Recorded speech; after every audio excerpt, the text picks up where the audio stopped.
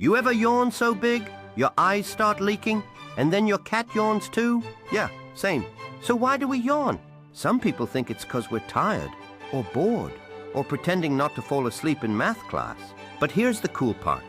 Yawning actually helps cool down your brain. Yep, it's like turning on a tiny fan inside your head.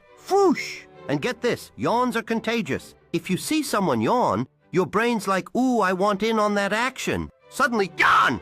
You're part of the yawn squad. Scientists are still scratching their heads about it. They don't fully get it either. But one thing's for sure, just talking about yawning makes you yawn. Don't believe me? You're yawning right now, aren't you? Gotcha! And there you have it. Yawning is more than just a sign of sleepiness.